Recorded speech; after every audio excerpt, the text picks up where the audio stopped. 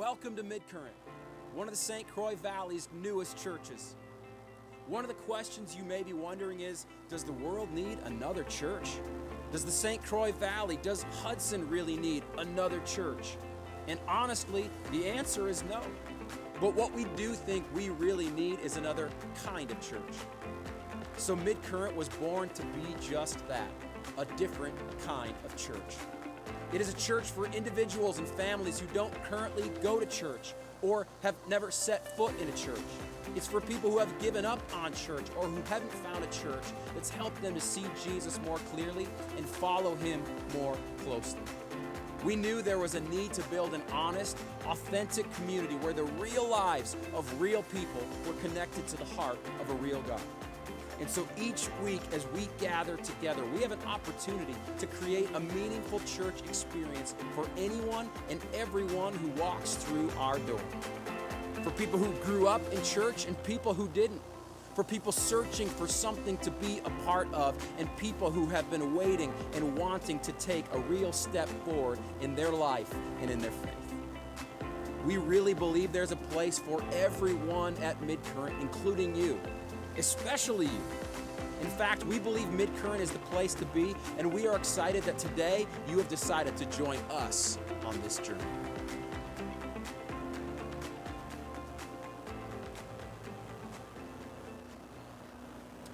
Hey, good morning and welcome to Midcurrent Church. My name is Stan. I'm the pastor here, and we are absolutely thrilled to have you with us today, whether you're here with us in person or you're watching online. This is a real exciting Sunday for us, or maybe just for me. The reality is it was 1 year ago this very weekend that we held our first ever service online. In 1 week's time, we pushed everything that we do here online. It was last weekend, a year ago, that we had just one service. We had been holding 2 services. We had one service. We didn't offer pretty much anything else going on. We had one service, and the very next week, everything in the world around us shut down. And that was 1 year ago today. And so, as we now kind of fast forward, I just want to say we're so glad that you're here with us. The reality is we know in 12 months' time there are certain things that we've kind of just gotten out of the habit of doing, whether it's going to the gym or connecting with friends or maybe even going to church. There's certain things that happened throughout that year that we just kind of stopped doing. And so the fact that you're here with us, the fact that you're tuning in with us online is just a real thrill for us, a real privilege to have you with us today. So let me just say welcome to you. We're going to take the next few moments here, like we always do, to sing together, to use music as what I sing. We're going to invite you to even sing along with us. And I want to tell you exactly why we do this, why we're going to invite you to sing along with us. There's a line in the first song that we're going to sing. Speaking of God, it says, "You left the glory of your throne to bring this runaway back home." Right? God gave up all his divine privileges in heaven and came down to earth. He sent his son Jesus to this earth to live and to walk and to be among us. And to me, that's really, really good news. And I hope it's good news for you. And my hope now is that it might even move you to respond. Right? The reality that God left heaven and came to this earth for you, I'm hoping is something that would drive you to want to respond. And music is one way that we can do that. One way that we can respond with gratitude and with thanks and even with praise to God for what he has done for us. And so that's what we're going to use these songs to do this morning. Respond and give thanks to God for who he is and for what he's done for us. So I'm going to invite you to stand and even invite you to sing with us as a way to respond to our good God.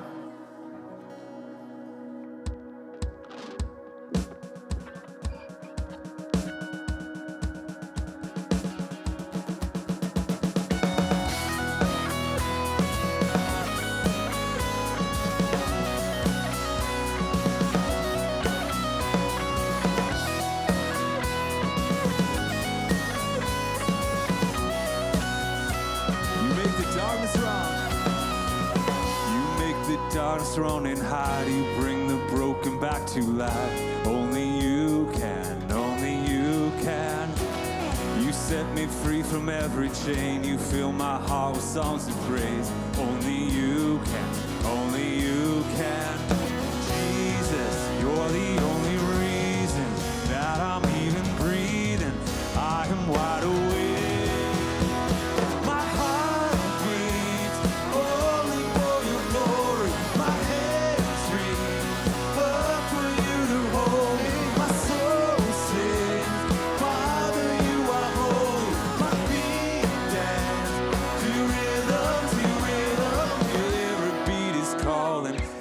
every beat is calling out your name.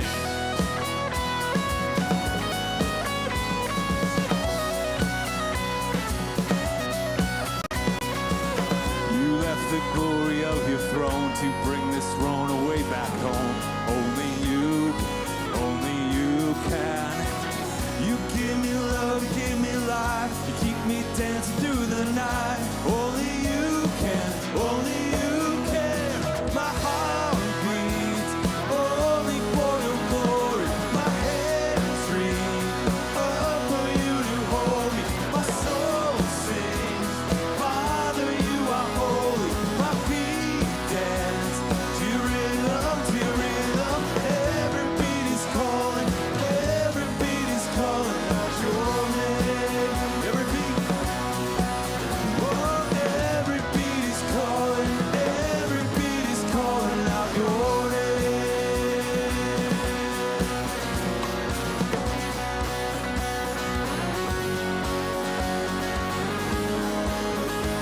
Jesus, you're the only reason.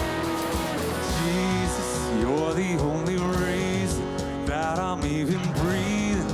I'm wide awake. You move me, your freedom is consuming. I feel you rushing through me. Never be the same. My heart beats only for your glory. My hands reach up for you to hold me.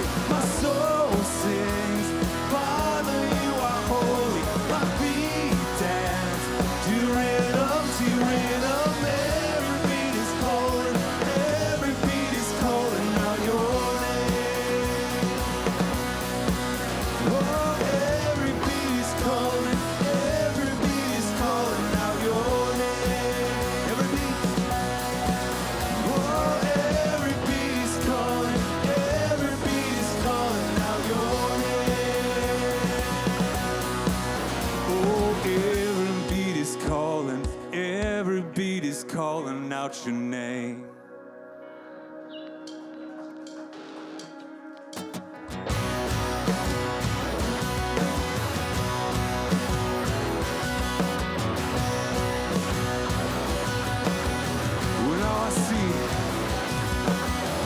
When all I see is the battle, you see my victory.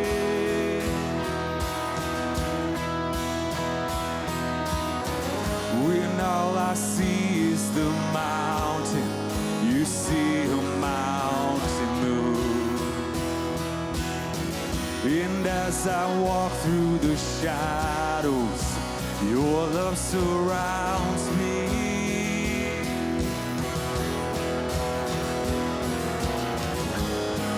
There's nothing to fear now, for I am safe with you. So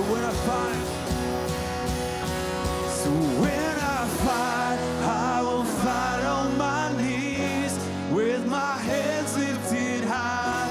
Oh God, the battle belongs to you, and every fear I lay at your feet. I sing through the night. Oh God, the battle belongs to you.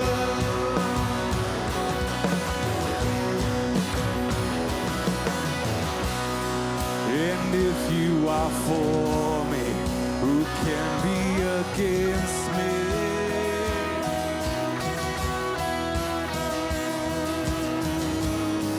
For Jesus, there's nothing impossible for you.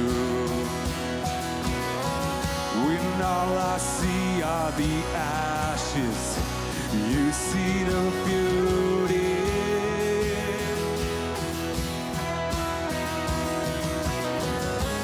All I see is the cross, God.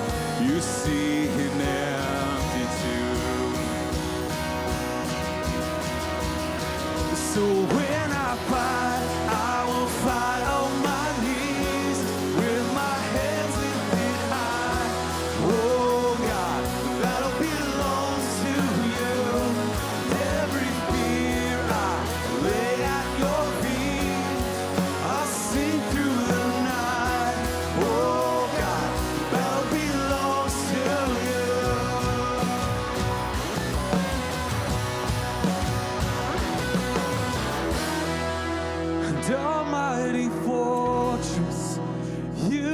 before us.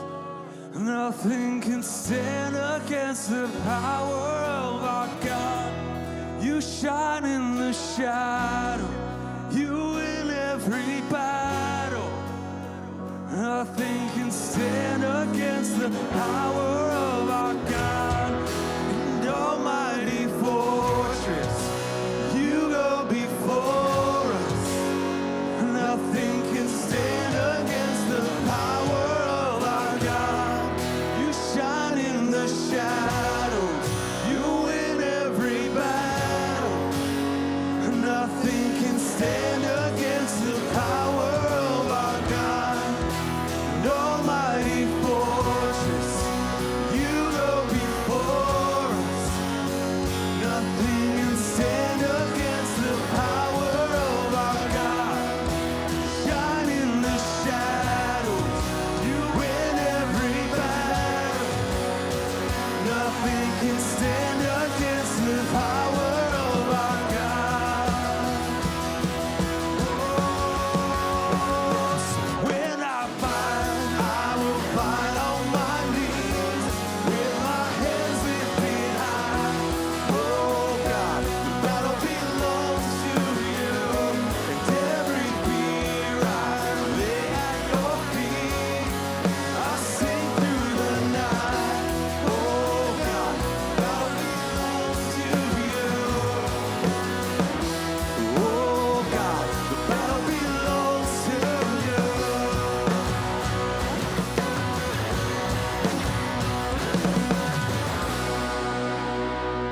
Amen. That's all right, we can clap for Jesus. You know, we sing and we talk a lot about hope. What does it really mean to have hope during a trying time? I think hope is more than a feeling. I think it's simply being optimistic either, or having a hopeful attitude. And the Bible gives us an understanding of hope that's so much more robust than how we often perceive hope. I think Christian hope has endurance, and it has a purpose, and God is the source of that hope. You know, in the Bible, in the book of Romans, it tells us that our God of hope enables us to overflow with hope by the power of the Holy Spirit. I don't think this reality isn't true only in good times. In fact, I think it's in the dark times and difficult times when hope truly shows its capability in our lives. The hope we have in Jesus doesn't ignore fear. It doesn't ignore anxiety and doubt. I believe it actually confronts those things, and it holds steady, clings to peace in the midst of chaos. And through life's many treacherous storms, and we've all had them, we're probably going through some now, our hope is built on something greater, something that has happened, and something greater that is going to happen again. And that hope we have, that living hope, is Jesus Christ.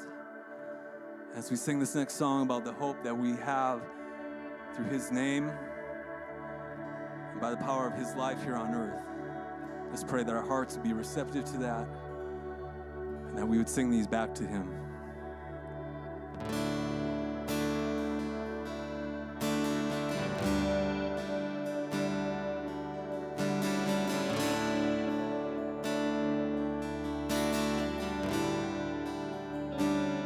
How great the chasm that lay between us, how high the mountain I could not climb. In desperation, I turned to heaven, spoken name into the night.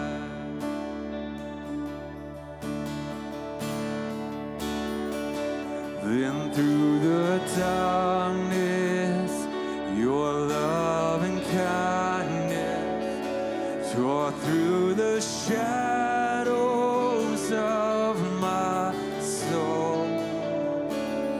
The work is finished, the end is written.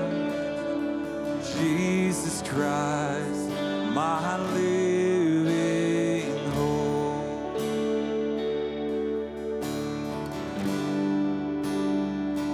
Who could imagine so great a mercy?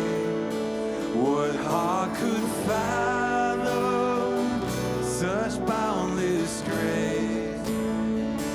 The God of ages stepped down from glory to wear my sins and bear my shame.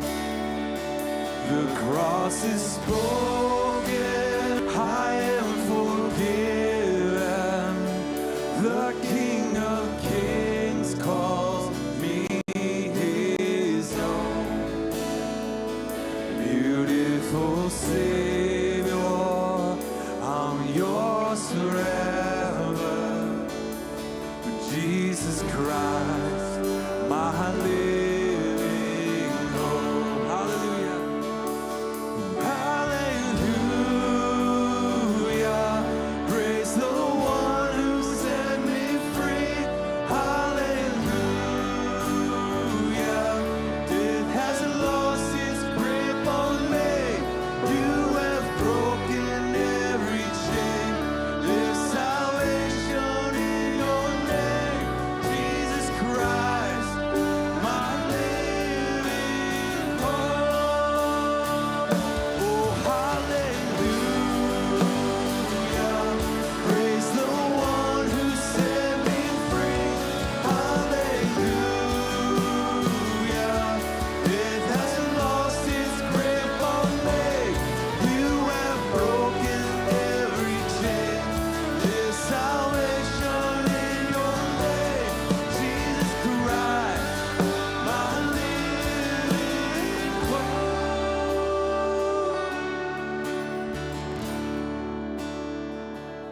Then came the morning that sealed the promise. Your buried body began to breathe. Out of the silence, the roaring lion declared the grave has no claim on me. Then came the morning that sealed the promise. Your buried body began to breathe. Out of the silence, the roaring lion declared the grave has no claim on me. Jesus, yours is the victory.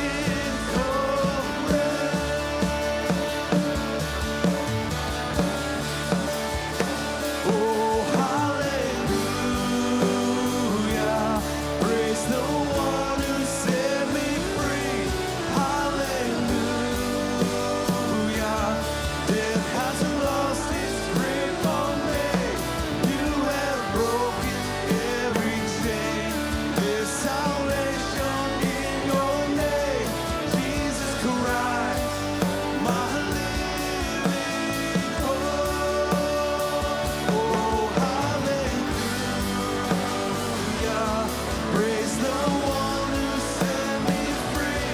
Hallelujah. Death hasn't lost its grip on me.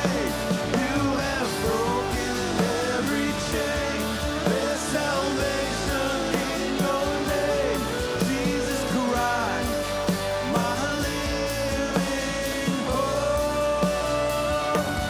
Jesus Christ, my living hope. Oh God, you are my living hope.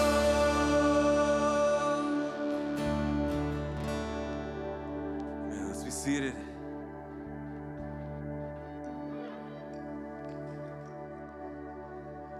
Good morning. welcome to Midcurrent Church. My name is Haley. We're so happy to have you here with us today.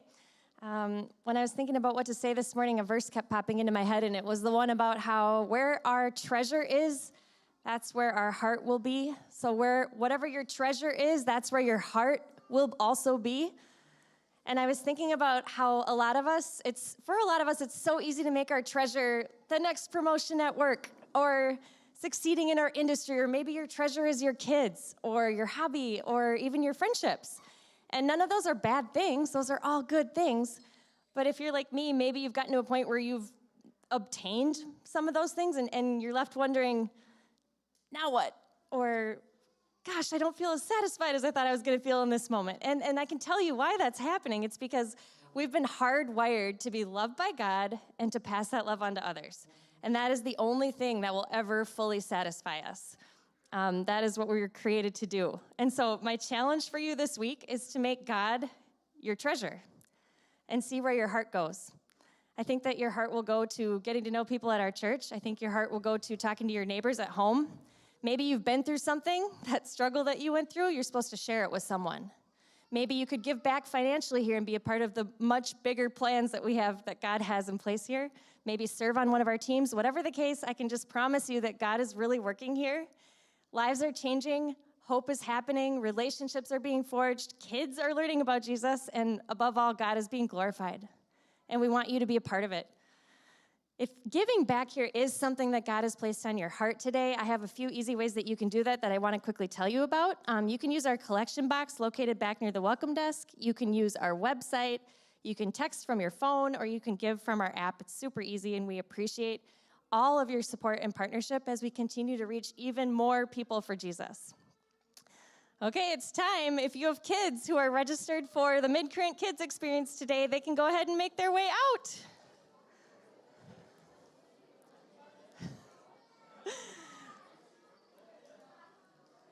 Just a few kids here at Midcurrent.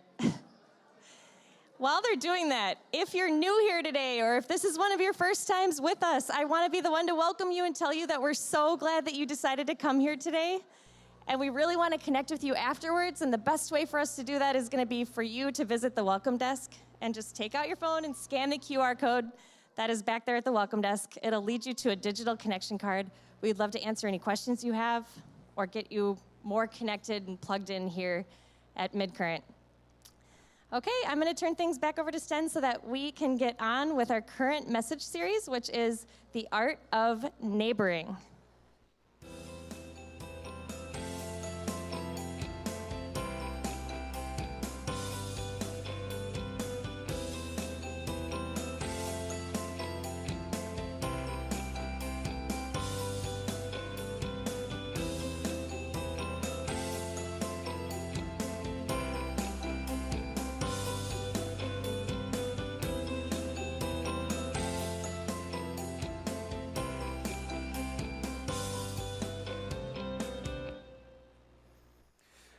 I don't 100% know about every single husband out there today, but I kind of pride myself a little bit on being the type of husband who really does, as much as I can, help out around the house, help with the family, even with the kids. I won't claim that I do anything more. Erica definitely has done so many more of these than me, but I have changed my fair share of diapers in the last 7 years with all 3 of our kids. I'm always happy to throw in or to switch a load of laundry if that's what's needed at a given moment. I'm game for that. I think I wipe down our countertops at least like 9 to 10 times a day, maybe an evening sometimes, and I actually have a very sick obsession with vacuuming. You can ask Erica about this. I really, really, really do love to vacuum. I think I love most of all just to see the visible progress of moving from one side of the room to the next. I really, honestly cannot get enough of this. But there is one task, I'm going to be very honest with you.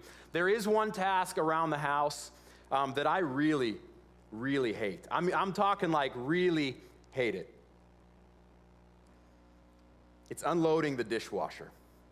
Okay, here's the thing. I actually don't mind doing the dishes. After dinner, I'm very happy to start doing all the dishes, number one, that need to be washed by hand. And on the drying side of the sink, much to my wife's perpetual disgust, I know how to expertly stack them into what looks like the Leaning Tower of Pisa. I don't mind. I actually also don't mind, truthfully, I don't mind loading the dishwasher. Again, when dinner's all over, I'm often very quick I'll round up everybody's plates, all the cups, I'll get all the silverware, and I'll somewhat eagerly, bring them over to the dishwasher. But what happens far more times than I can mentally or emotionally handle, I round up all the dishes, I get all the cups, I get all the silverware, I bring them over to the counter, I open the dishwasher only to be greeted by the steam that comes billowing out, which is the first sign of trouble, because the steam means that the dishwasher just finished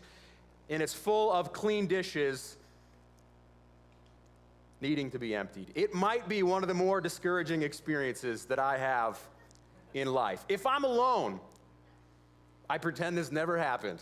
Okay? I pretend like nobody saw me see the dishwasher needing to be unloaded, and I leave all the dishes there on the counter, and I'll figure out something to do with those later. If Erica does witness, my wife, if she does witness this moment, she sees that I saw the dishes in there, she sees the agony on my face, and she usually says, "Leave it, I'll do it."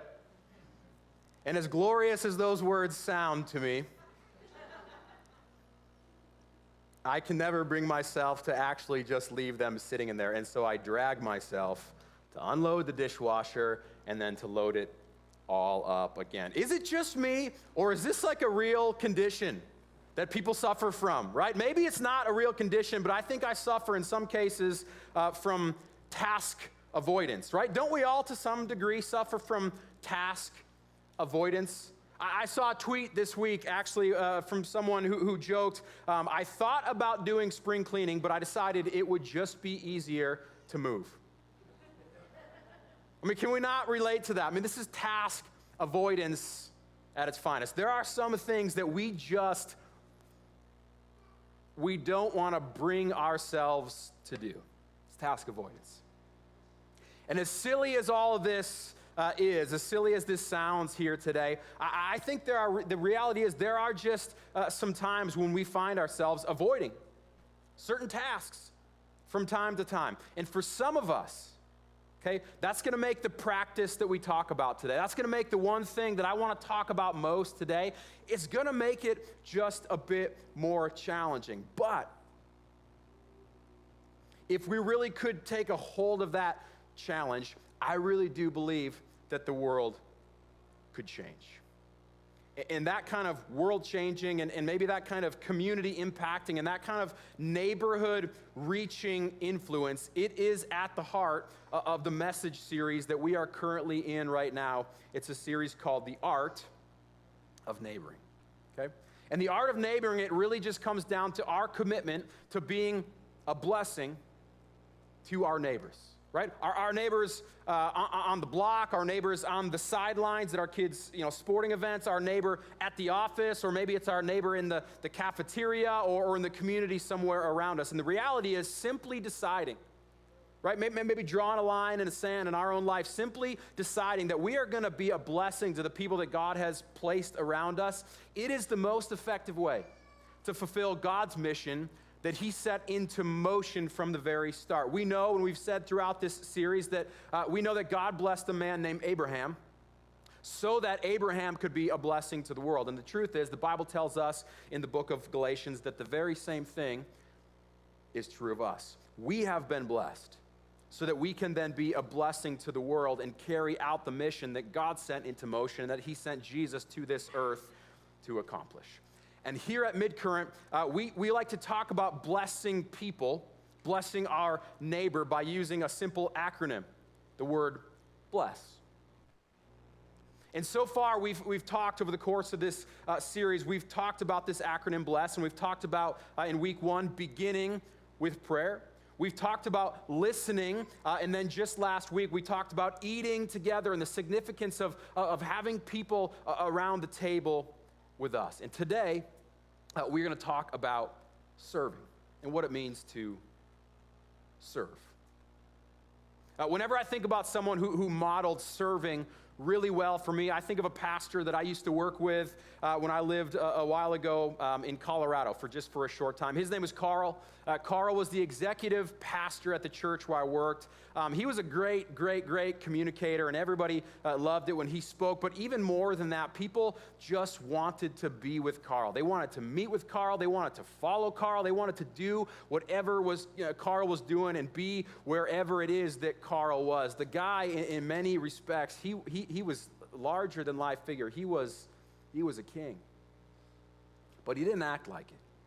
In fact, what I remember most is how he would just constantly make sure that he was serving other people. Once a month, we had a staff meeting or kind of a staff lunch where we would all come together. It was a big church. There was like 30 of us on staff, and so we come together once a month for a big lunch. And I can vividly remember, this was some time ago, but I can vividly remember Carl eating his lunch very quickly and then spending the rest of the lunch hour circling around the room, clearing everyone's plates and throwing away everyone's trash and pouring refills of water and of coffee and of delivering desserts right to people's table. He spent the entire time, always, every time we did this, serving people.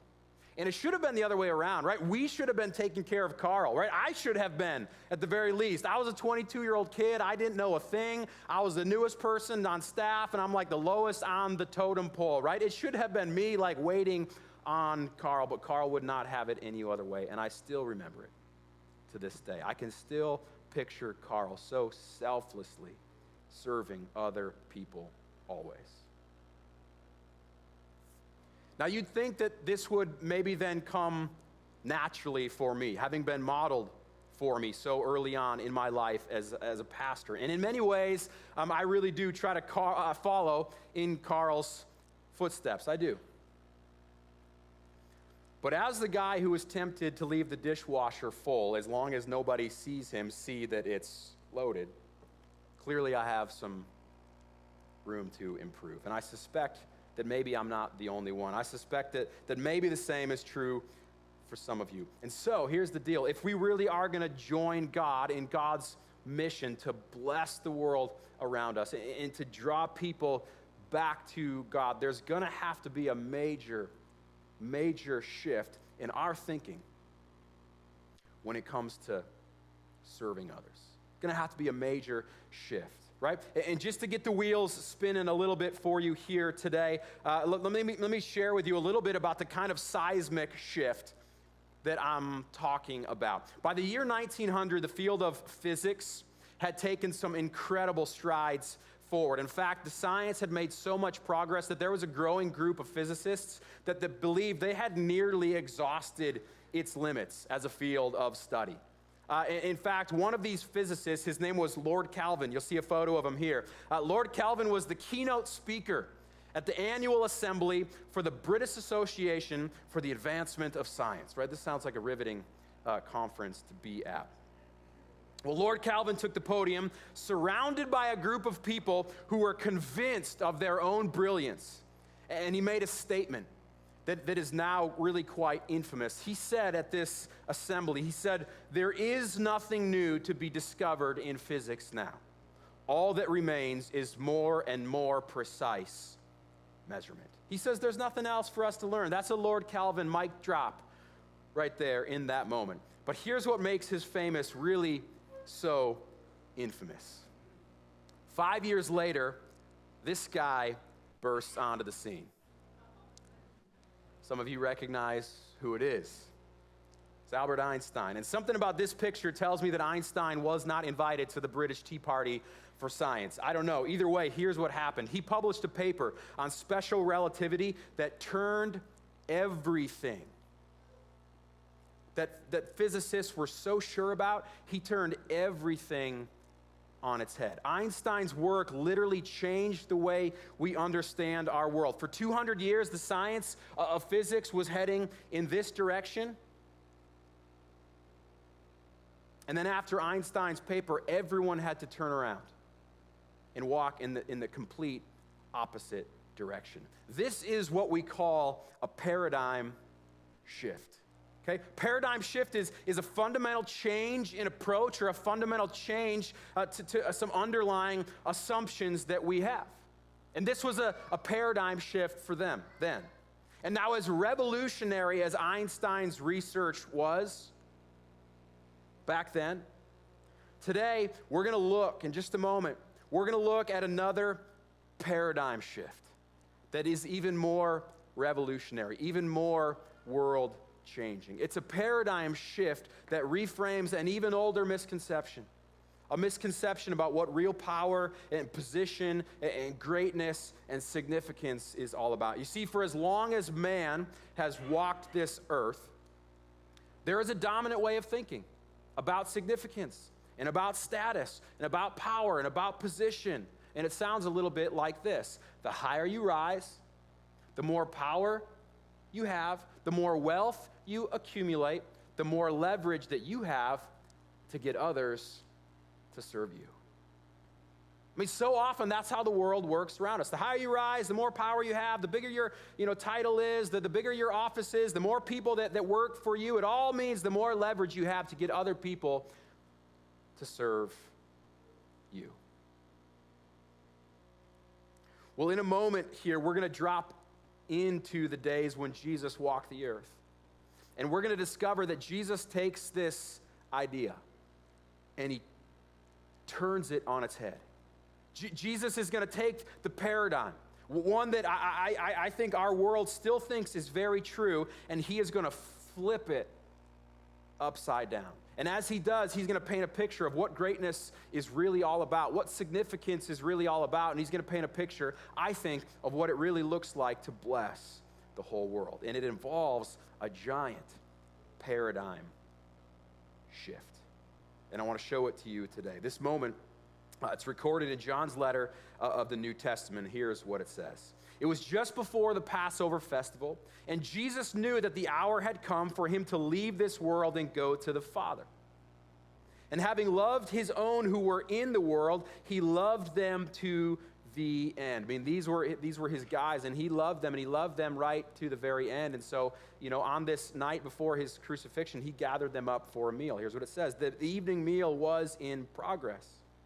And the devil had already prompted Judas, the son of Simon Iscariot, to betray Jesus. It goes on to say this. Jesus knew that the Father had put all things under his power and that he had come from God and was returning to God, right? He knew who he was. He knew the mission that he was on. He knew what he had to do. It says, so he got up from the meal. He took off his outer clothing and he wrapped a towel around his waist. And after that, he poured water into a basin and he began to wash his disciples' feet, drying them with the towel that was wrapped around his waist. This is huge. I mean, we've got to understand the magnitude of this, okay? Jesus is the Messiah. He's the exalted one. He is the Son of God. He's the Prince of Peace. He's the King of Kings. He's the Lord of Lords. There is no one higher. There is no one who has more power. In all of the wealth on earth, it belongs to him, and he knows it. He knows the Father has put all things under his power. He knows his limitless authority, and he's well aware of his divine privilege. He's well aware of the fact that he could have a lot of other people coming to serve him. He's aware of his power, he's aware of his authority, and he's aware of his divine privilege. And so what does he do with it all? He trades it in. He trades in his crown for an apron. Okay? The one who ascended to the highest place, the one who sits on the highest throne, first drops down to his knees to serve. And there's a few things you got to know about this moment, right? The first thing is that this was so much more than just like a kind deed. Oh, what a guy. He's so great. Right? It was so much more than that, so much more than just a thoughtful gesture. Okay, it was Jesus literally flipping everybody's understanding of power and position and status and authority and significance right there in that moment. It was Jesus's flipping all of that right on its head. See, what you also need to know about feet washing is that washing feet, it was very common actually in the ancient world. Okay? It was customary to have your feet washed when you entered someone's home because of the dusty roads that you had most likely just traveled on. It was a must to have your feet washed before you shared a common meal together. And at many times, it was kind of just a ritual before some kind of spiritual ceremony, right? So the truth is, for Jesus' disciples, having their feet washed was an incredibly normal thing. But it was ever and only the job for the lowest ranking person in the house. Okay? The just simple act of having their feet washed, no big deal. But that kind of job was only the job for the lowest ranking person in the house because, quite frankly, it was gross. Right? I mean, I don't know if you really think about this much, but feet are nasty. And first century feet are even nastier. No nail clippers, no pedicures, no socks, no shoes, just dusty roads and sandals, right? This was not a pleasant thing. And Jesus' disciples, they're aware of it, and they're actually stunned by what's taking place. They know full well, this is not the job for Jesus. Their teacher, their rabbi, their Lord. One of Jesus' disciples, even he tries to stop Jesus. He's going, no. You cannot be doing this right now. Not to me. This is not how this works. He's very uncomfortable with the whole thing. And the disciples, they're not just uncomfortable because it was like gross. They're not just uncomfortable because, it was a little awkward. It was because of the shame involved in this lowly of a position. They understood what was going on, right? It wasn't like, oh, this is gross. They knew of the shame involved in this position, right? And this was a shame in honor culture. Okay, protecting your name and your reputation, it was a really big deal. Your honor, it was kind of like your social credit rating, right? And the higher your score, right, the more privilege that you enjoyed, and then the more it was expected that other people would just serve you. And here, their teacher, their leader, their rabbi, their Lord, he took all of that privilege and he set it aside in service to them. Okay? In this moment there in the upper room, the night before his crucifixion, Jesus demonstrated something very, very different than how the world operated then. He demonstrated something very different than they would have expected. He demonstrated something very different than probably we would have expected. And Jesus set for them there in that moment, he set for them and for us a very powerful example that he intended for us to follow. In fact, I think what happened that night, Jesus intended it right then and there. He intended it to ignite a seismic paradigm shift for us. Because here's how this story continues. It says this. When he had finished washing their feet, he put on his clothes and returned to his place. Do you not understand what I have done for you? He asked them. You call me teacher and Lord, and rightly so, for that is what I am. Again, he understands the dynamics here. That's what I am. But here's what he says next. Now that I, your Lord and teacher, have washed your feet, you should also wash one another's feet. I have set for you an example that you should do as I have done for you. And very truly I tell you, no servant is greater than his master, and no messenger greater than the one who sent him. And now that you know these things, you will be blessed if you do them. The message here is very simple. Now it's your turn, right? The message is simple for all of us. Now it's our turn to serve the way that we have been served. And that's not to say that it has to be actual feet washing. There's all sorts of scholarly discussions on whether we actually have to be washing people's feet. The idea here is that we would take that kind of attitude.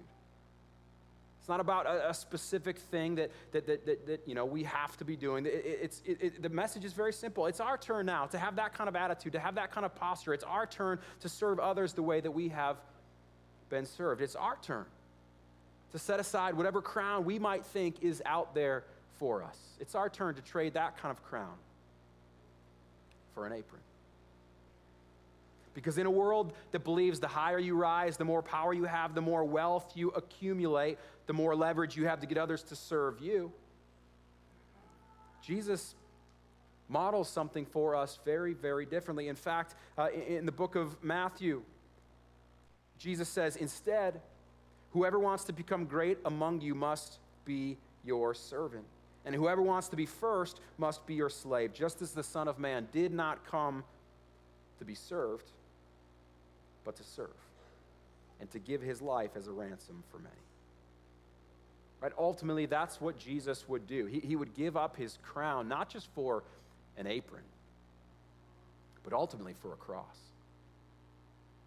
All the way to the bitter end, Jesus' life and his ministry and his mission on earth teaches us something. It teaches us that our significance, it is really measured in our service. Our significance is measured in our service. It's a measure day in and day out in how we serve. And so if we're really going to join God in God's mission here on earth, we have to embrace the part that serving our neighbor plays in being a blessing to our neighbor, in blessing the whole world. And that is really what this series is all about. And so what I want you to do today is this. I want you to think about the people and the places that God has called you to bless, right? For those of you that have been with us from the very first week of this series, for those of you that walked out of here with a little tic-tac-toe map of your house and people around you, I want you to think about the people that you identified. Think about the people that you put on that map.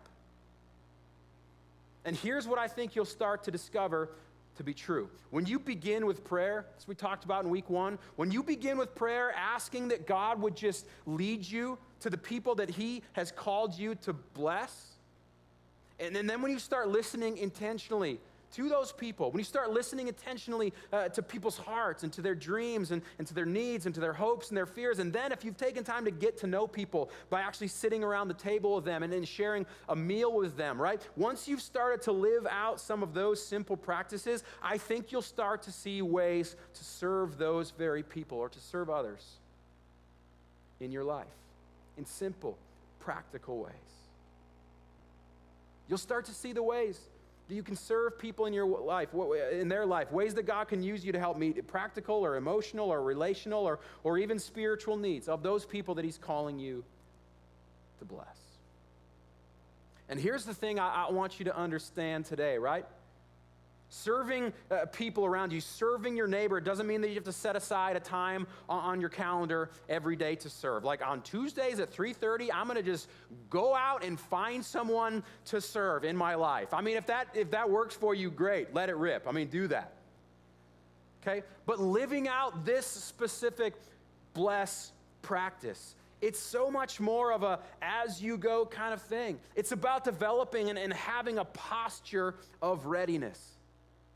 Everywhere we go, a posture of readiness that doesn't seek to avoid the opportunity, doesn't seek to kind of sidestep the opportunity, but rather a posture that stands ready to grab an apron, to grab a shovel, to grab a paintbrush, to grab a bag of groceries, or just to grab a seat and listen to someone, right? It's a posture that stands ready to serve the people that God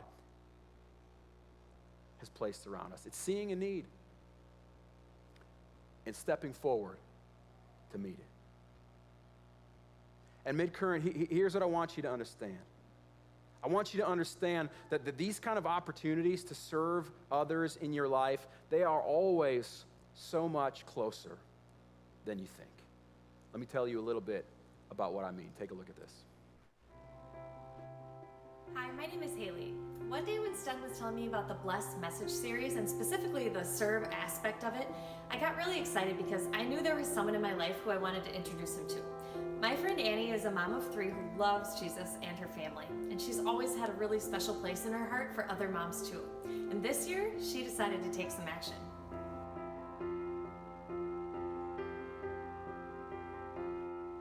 Hi, my name's Annie Keene. I've always been passionate about motherhood, what it's looked like for me and what it looks like for others. It's one of the hardest and most rewarding adventures. I've always said that being a mom is super challenging, even when we have all of our basic needs met. I cannot imagine trying to raise children while also having to worry about obtaining things like diapers and formula. No one should have to be in that position. As a result, I founded the organization Delivering Hope. We walk with women as they navigate a pregnancy and/or raise their young children, providing material, emotional, and spiritual support through care packages and an encouraging community.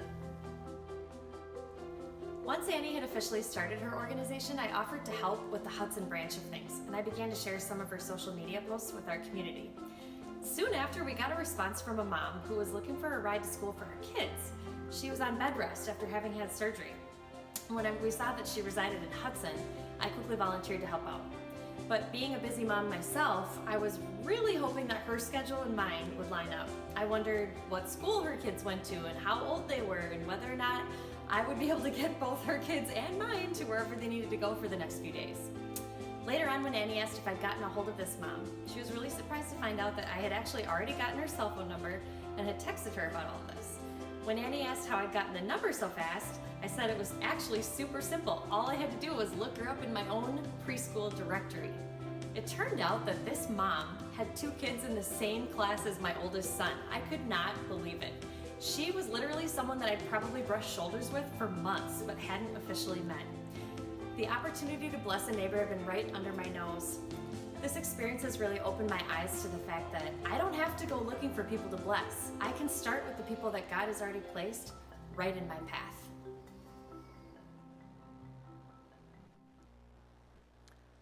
Haley's story is maybe one of many others, but it's so cool to me, right? To think about her, just to have the realization that opportunities to serve people, opportunities to bless people, opportunities to bless our neighbor, they're literally sometimes right under our nose, right? With people that we've been rubbing shoulders with for days or for weeks or for months or for years, right? If Annie could tell you more of her story, she'd tell you about the people that she has met, right? That oftentimes look just like her and live in houses and neighborhoods just like hers, who are prime candidates to love and to serve and to bless in really big ways.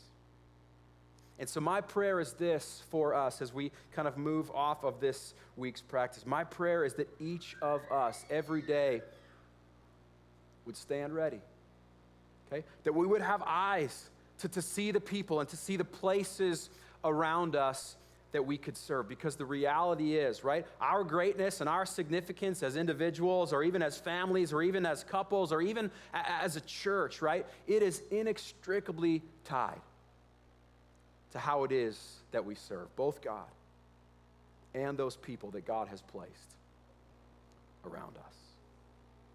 So what I want to do right now is I want to close in prayer and pray that we would have the eyes to see those very kind of opportunities. Let me pray. God, we do pause right now and we give you thanks for your son, Jesus. God, we are really blown away that not only did he give up his crown for an apron, but that ultimately he gave up his crown for a cross, right? The cross where he would take on the full weight of our shame and really wash us once again and wash us once and for all with his grace that means everything, God. Washed us once and for all with a grace that means we can now be eternally clean, restored into a right relationship with you.